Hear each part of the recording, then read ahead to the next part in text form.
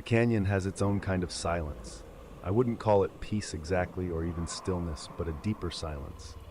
The kind that settles in caves, side canyons, and forgotten trails where people vanish. I was a park ranger in the Grand Canyon then. Most people just called me Ranger Eli.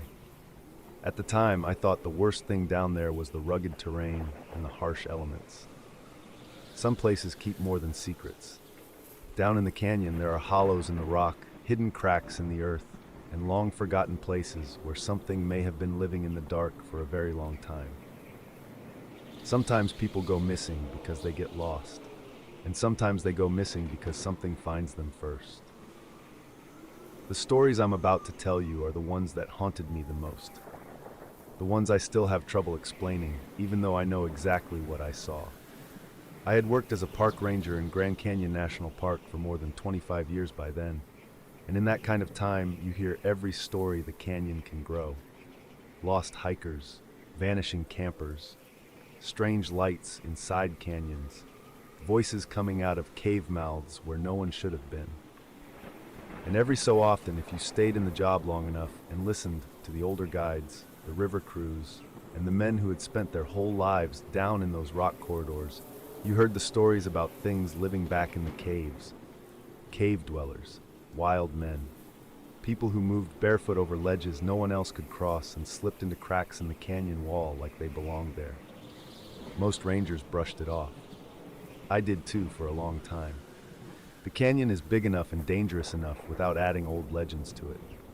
But truth be told, the first encounter that ever stayed with me, the one that still comes back when I think too long about those caves, happened in the late 1990s after a whitewater trip went bad in a stretch of river where too much rain had turned a hard run into a deadly one.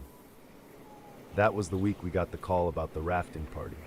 A commercial whitewater group had gone downriver after days of heavy rain had swollen everything past normal. The rapids were running high, fast, and mean, the kind of water guides respect, even when they know every bend and shelf by heart. There were multiple rafts in the group, and by all accounts, the first section of the trip had gone as planned. But on the last stretch, the rain changed things. One of the usual camp areas had been half swallowed by runoff and mud, leaving only enough room for part of the group. The lead guide made the call to split them for the night. One raft party would push on to the next viable camp below. The second would stay back in the smaller pocket they could still use and hold there until morning. It was not ideal, but river people make hard calls all the time, and most of them come out fine. This one did not. The first group made it out and reported trouble as soon as they got word something was wrong. The second group had stayed in radio contact for a while. At first it was routine. They had made camp. One raft had taken damage in the rougher water, but nobody was badly hurt. They were wet, cold, and irritated, but alive. Then sometime close to dawn, just before 5 in the morning, the radio traffic changed. The man on the line was breathing hard. He said something had come into camp from above them. Not the riverside, the cliffs. He said there were people in the rocks watching them. Then he said 2 people were gone. There was shouting in the background, a burst of static, and one sentence I never forgot. They came out of the cave. After that, the signal broke apart. He said he was going to try to get the raft loose and get the rest of them downriver. Then the radio went dead. By the time we got moving, there were too many unknowns and not enough daylight. Swift water access was limited in that section, and because of the terrain, we had to come in from above on foot with a small team and work our way down to where the camp should have been. It was a brutal descent, the kind that reminds you the canyon is not one landscape but dozens stacked on top of each other, each one trying to kill you in a different way. Loose rock, mud-slick ledges, sharp drop-offs, water still dripping from cracks in the walls from all that rain. I remember the smell of wet stone and river mud hanging in the air, and the way the canyon seemed to hold on to every sound we made and throw it back at us thinner and farther away. When we reached the camp, it was immediately clear something had gone wrong there that had nothing to do with the river. The campsite itself was a mess, but not the kind of mess a flash flood leaves behind. A tent had been torn partly out of its stakes and dragged sideways across the gravel. One dry bag had been ripped open, with protein bars, foil wrappers, and spare socks scattered among the stones, as if somebody had gone through it in a hurry and thrown aside what they did not want. There were signs of panic everywhere. A fire ring kicked apart, a paddle snapped near the handle, one raft half in the water, half beached, wedged crooked against rock as if somebody had tried to launch it fast and failed. But what stood out to me most were the prints, not boot prints, bare footprints. I found the first one near the edge of camp in a patch of wet sand protected by a shelf of rock. Long, narrow, and too clear to explain away. Human-shaped but wrong somehow, as if the foot had too much spread in the toes and too much pressure in the front, like something used to climbing stone more than walking level ground. There were several more of them higher up among the rocks, mixed with drag marks and scuffed gravel leading away from camp toward the canyon wall. One of the younger rangers with me said maybe some of the rafters had lost their shoes in the water. I wanted to believe that. Then I saw the size of one of the prints near a boulder, the height of my chest, and I stopped wanting explanations. The drag marks led to a ledge about 50 feet up the wall, just the kind of narrow shelf a desperate person might climb for shelter if they thought the danger was on the ground below. There was a small cave opening there, half hidden behind shadow and a curtain of dark mineral staining. We could see where somebody had made it up, broken handholds, scraped mud, a torn piece of red waterproof jacket caught on a jagged edge. We climbed carefully, 2 at a time, and when I pulled myself onto that ledge, I remember feeling a kind of cold that had nothing to do with the weather. The cave was small at the mouth, but angled deeper once your eyes adjusted. Not deep enough to call it a system from where we stood, but far enough that the light did not reach the back. The floor was littered with pebbles, damp sand, and a scatter of recent human debris that should not have been there. An energy bar wrapper, a cracked flashlight, a glove, more scraps of torn clothing. One of the rafters had definitely made it that far, maybe more than one. But there was no one in the cave, no body, no obvious blood. Just that same feeling I had gotten a few times before in the canyon and would get many times after, that I was standing at the edge of a place where human beings were not meant to stay long. I shined my light farther in and saw movement, just a flicker, quick and low, then gone. I stepped deeper before I could stop myself, angling the beam toward the back wall. The cave narrowed there into a black slit in the rock, a crack barely wide enough at first glance for a grown man to squeeze through. But the ground near it was worn smooth in a way the rest of the cave was not. Not polished exactly. Used. And in the damp grit near that opening were more bare prints leading in. Small ones, larger ones, several overlapping, as if whatever had moved through there had done so many times before. One of the men behind me asked if I saw anything. I told him not yet, but even while I said it, I was staring at that crack in the rock and trying to ignore the feeling that something on the other side of it was staring back. We searched the surrounding ledges and side pockets for the rest of that day and well into the next.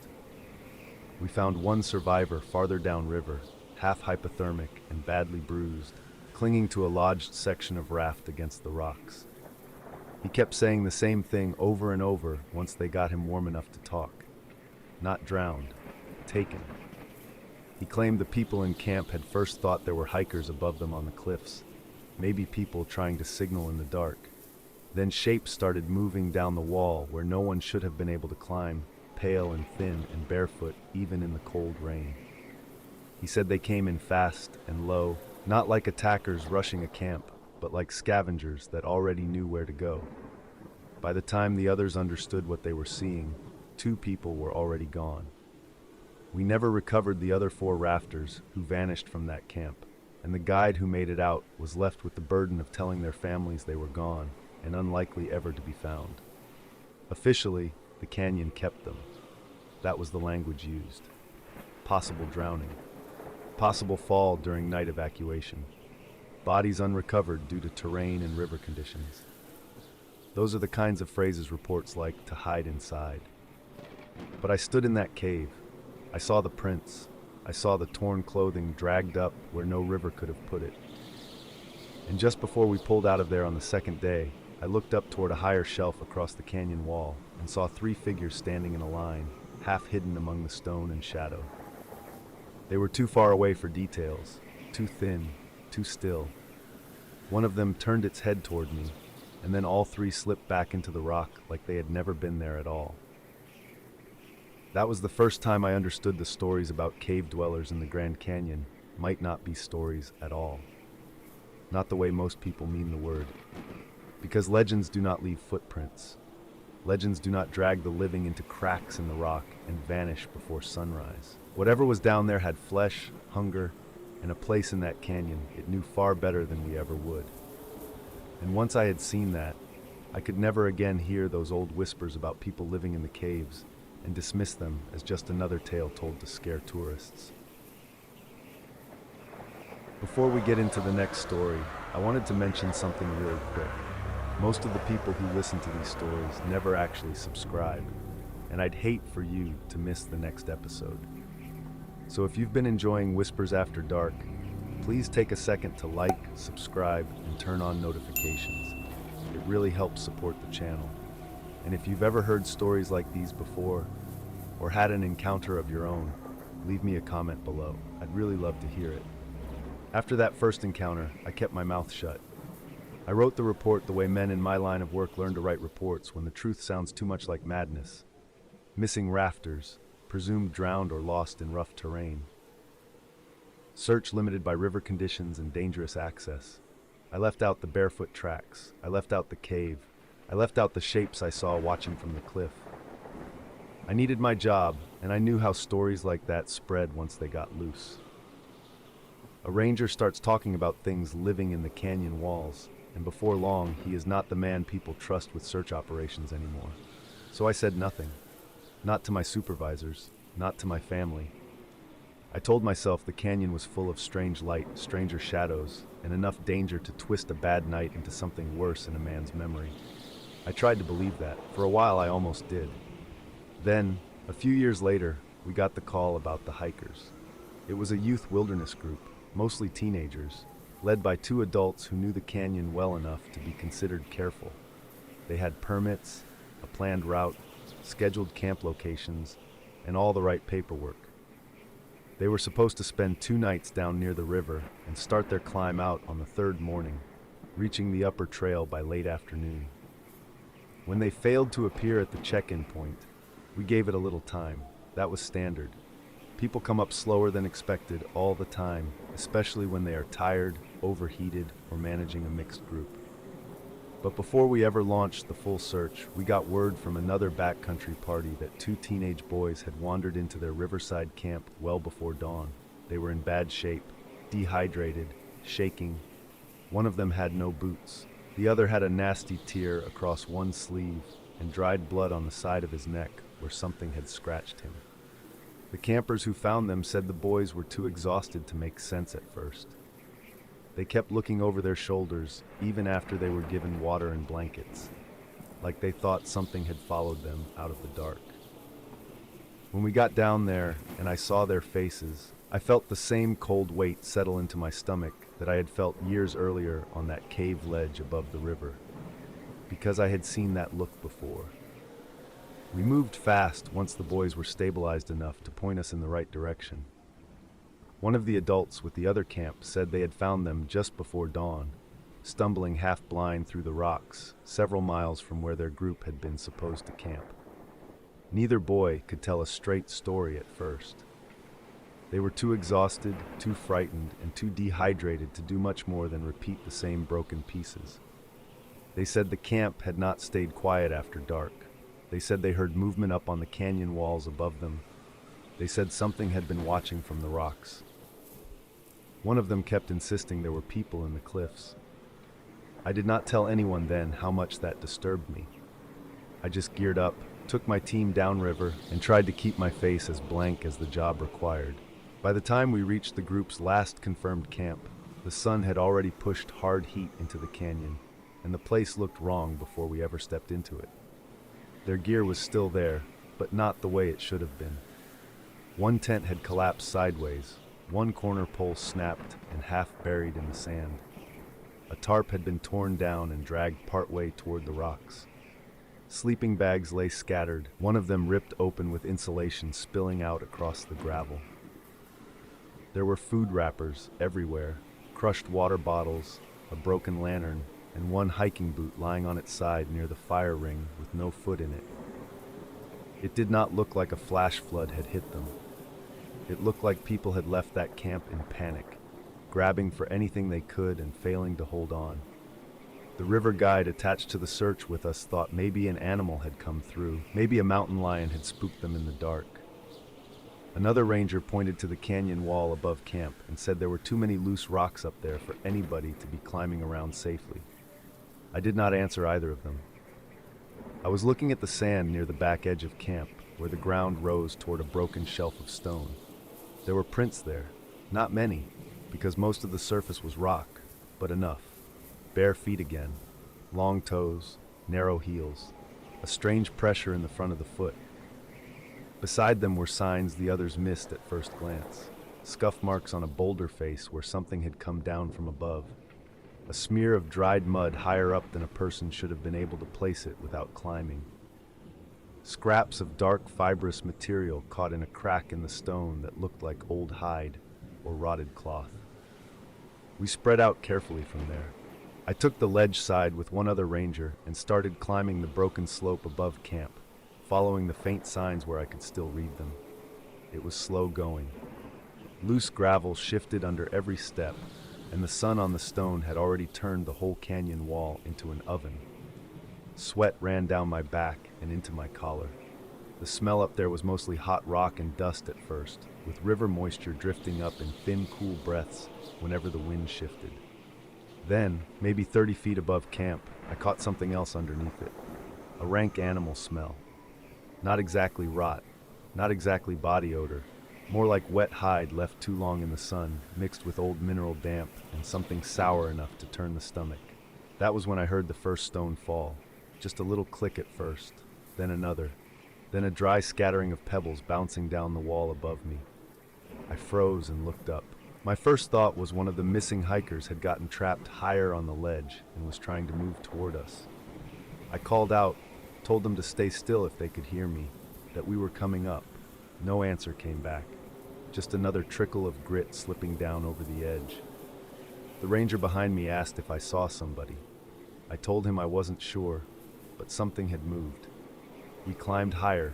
The ledge narrowed until there was barely room to turn sideways without scraping the wall, and up there the canyon changed character.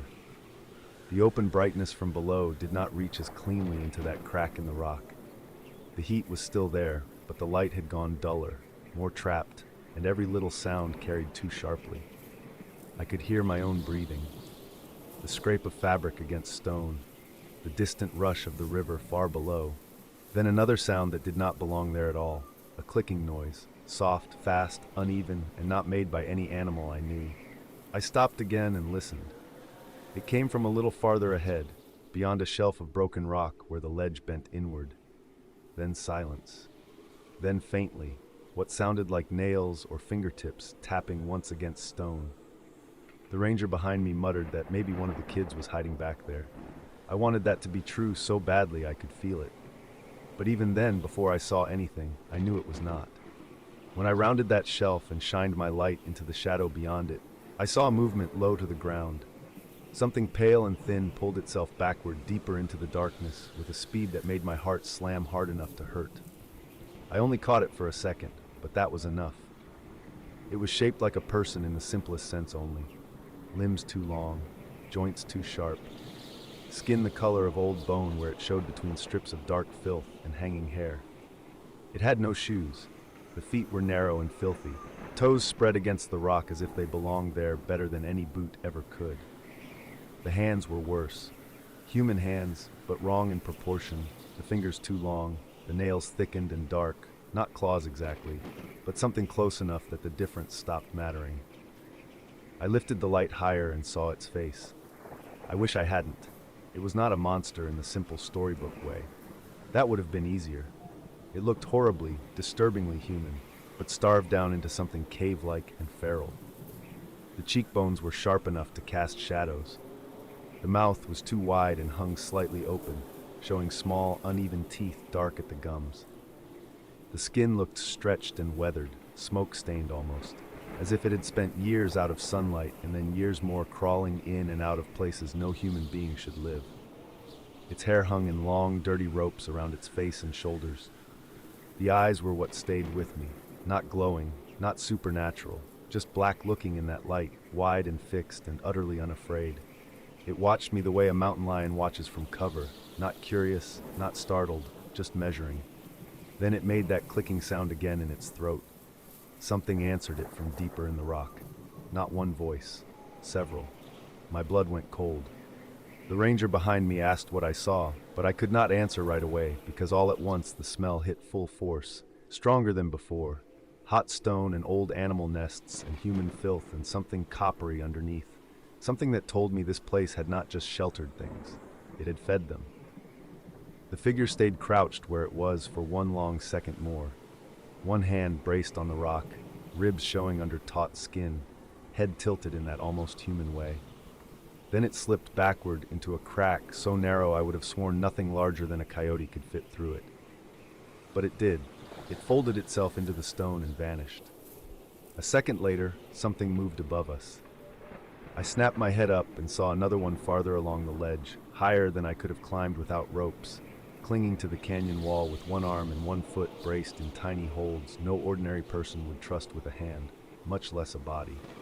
This one was smaller, maybe younger, though that thought only made it worse. It had something red in one hand. Cloth, I realized a moment later, the torn sleeve of one of the hiker's jackets. It looked down at me, then bounded sideways with a speed so inhumanly sure across the rock that for a second I could not even process the movement. Pebbles rained down after it. Then it was gone too. That was when I ordered us back down, not out of fear alone, though there was plenty of that by then. Because I knew in my bones that the ledges above us were full of openings, cracks, and narrow dark channels we could not see from below, and whatever lived in them knew that wall better than we ever would. We searched the camp, the lower shelves, and the river access points for 2 more days. We found more scraps of clothing. One child's pack torn open near a seep in the rock, a broken flashlight, smears in the dust and sand where something had been dragged or carried, but we never found the missing children or their adult leaders. Officially, the canyon kept them too. That was the language used. Lost to terrain, possible fall, possible river entry, search suspended pending conditions. But by then I had stopped believing in the canyon as the only thing doing the taking. I had seen what moved in those cracks in the wall. I had heard them answering one another in the dark. And once you have looked something like that in the face and recognized how human it almost is, almost but not enough, you do not sleep the same after. For years, that second search was the one that affected me the worst. Not just because children were involved, though that was enough. It was because that was the first time I stopped thinking in terms of stories and started understanding that whatever lived in those cave systems was not passing through. It belonged there. It hunted there. And somewhere back in those hollows in the stone, beyond where our lights reached and our ropes could safely take us, it was raising its own in the dark. That second search stayed with me for years. Not just because of what I saw moving in those cracks in the canyon wall, and not just because children were involved, though God knows that would have been enough. It stayed with me because after that, I stopped having the luxury of brushing any of it aside. I knew something was down there. I knew it moved through those caves and ledges like they were home. But I also knew how a story like that would sound if I tried to say it out loud. So I kept my mouth shut and did my job. For a long time, that seemed like the safest thing to do. Then came the last encounter, and after that, silence stopped feeling like protection. It happened a few years later. A young couple had come into the canyon on what should have been an easy day hike. Nothing extreme, no overnight permit, no technical route, just a well-marked trail a few hours down, a few hours back, the kind of trip people make all the time when they want the view without committing to a full backcountry stay. They were supposed to meet friends again by late afternoon. When they failed to check in, the friends waited a little while, assuming they were delayed on the climb. Then they waited longer. By early evening, one of them came to us pale-faced and trying not to sound panicked, saying something felt wrong. Under normal circumstances, we might have given it a little more time. Hikers come up late all the time, but something about the details tightened every nerve in me. A young couple, a route with side openings and old erosion caves. Twilight coming fast. I did not say why, but I told the others we were going down immediately. We moved light and fast, just enough gear to search hard before full dark closed in. The trail itself looked ordinary at first. A dropped water bottle. A scuff where somebody had slipped on loose gravel. Nothing you could build fear on. Then about 1.5 miles in, we found the woman's day pack lying open beside the trail. One strap had torn clean through. Her wallet and sunscreen were still inside, along with a crushed bag of trail mix and a camera with the battery door hanging open. People do not leave a pack like that behind unless something interrupts them fast. From there the signs got worse. A set of boot prints leaving the trail. A second set beside them, larger, probably the boyfriend's. Then drag marks through the dust and gravel leading toward a break in the rock wall where the trail narrowed and the canyon bent inward. By then the light had changed. Evening in the canyon never just gets dim. It drops away in layers. The upper rim still holds a little sun while the lower walls turn cold and blue, and all the spaces between the rocks start looking deeper than they are. Our flashlights began to matter. The sound of the river far below came up in a dull, steady rush, and every loose pebble underfoot seemed too loud. We followed those signs off the trail and into a side cut where the air was cooler and carried that same smell I had learned to hate. Wet stone, old animal bedding, dust, and underneath it, the rank human stink of a place that had been lived in too long without light or mercy. That was when I heard crying. Not loud, not screaming, just a woman's voice somewhere ahead, thin and ragged and trying hard not to break apart. Every man with me heard it at the same time because we all stopped and looked at one another. Then it came again, a little clearer this time, from somewhere inside the rock.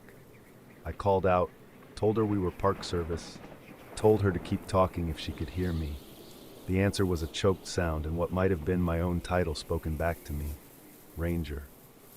Then silence again. The opening was easy to miss if you were not looking for it. Just a dark slit at the base of the wall, half hidden behind broken stone and scrub. The drag marks led straight to it. One of the younger rangers with me said maybe they had crawled in there for shelter. I did not answer because by then I had already seen the bare prints in the dust around the entrance. More than one set. Long, narrow feet, toes spread wide, heels barely sinking, like things made for stone instead of soil. One print lay half across the woman's boot mark. Another crossed the boyfriend's, smearing it. I told the others to hold the entrance and keep their lights up while I went in.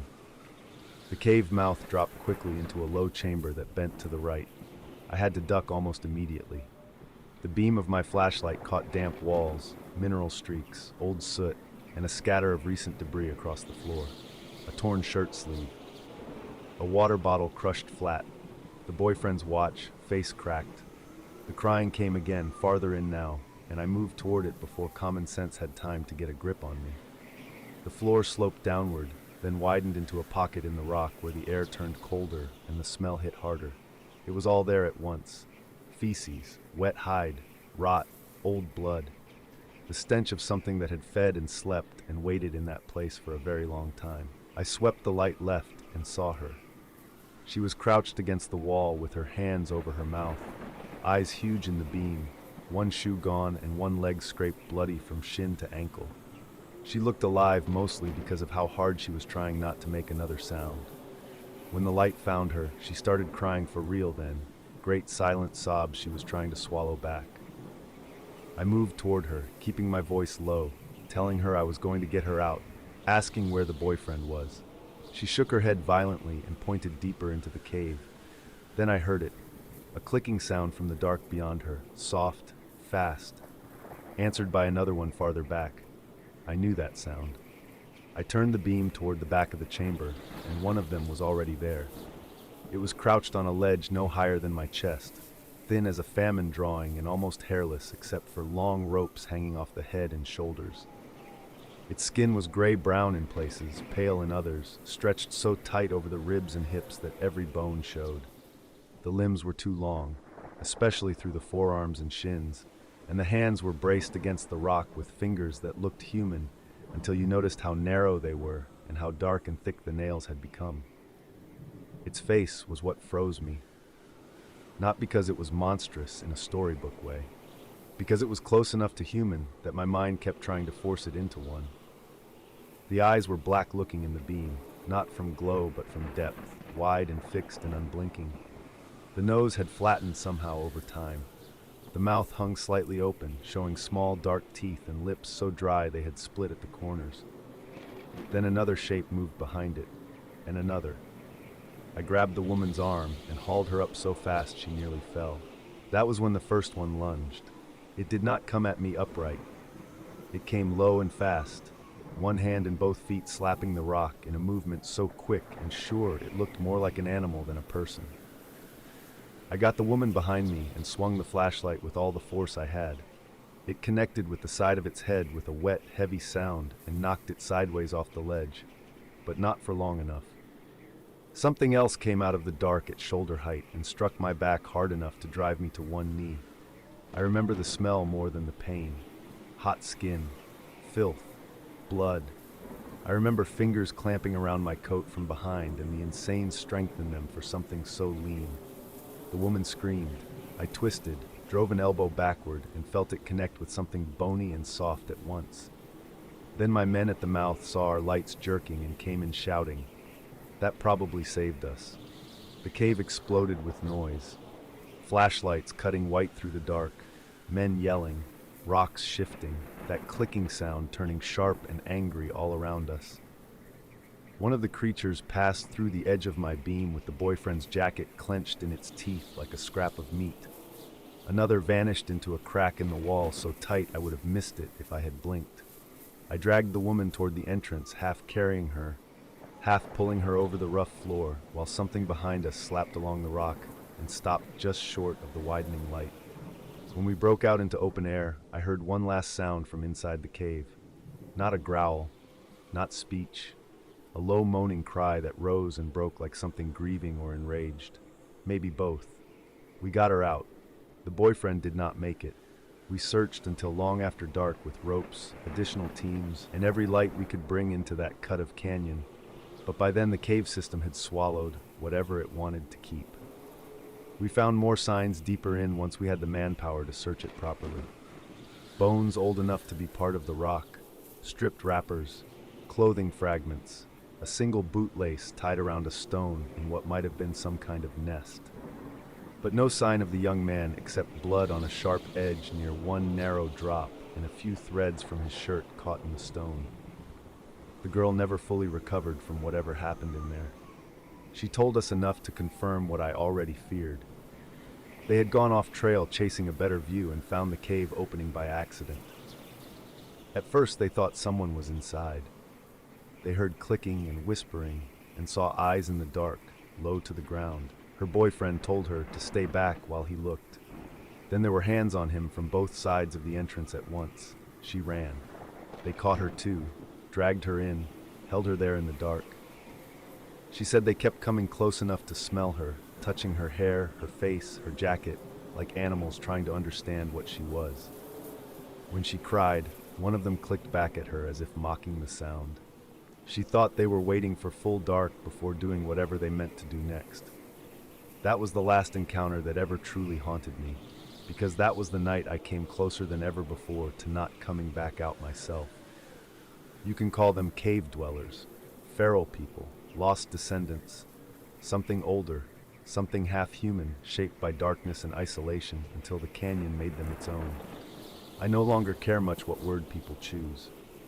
Words do not change what I saw in that cave, or what I smelled, or the way those black eyes fixed on me in the beam of my flashlight and measured exactly how close I had come to being taken to. That is why, when people ask me now whether I think there are things living in the hidden places of the Grand Canyon, I do not laugh. I do not shrug. I just remember the sound of that woman crying in the dark and the answering clicks deeper in the stone. And I know there are some hollows in this world where the light does not go far enough, and something down there is still waiting. Thank you for joining me tonight on Whispers After Dark, where the shadows speak and the night listens. We'd love for you to become part of our growing community. So if you enjoy stories like these, please like, subscribe, and hit the notification bell so you don't miss what comes next. Be sure to check out our playlists in the description below for even more eerie tales waiting in the dark. And if you've heard stories like these before, or have one of your own, leave us a comment. I'd love to hear it. Until next time, stay curious, stay cautious, and beware of the whispers after dark.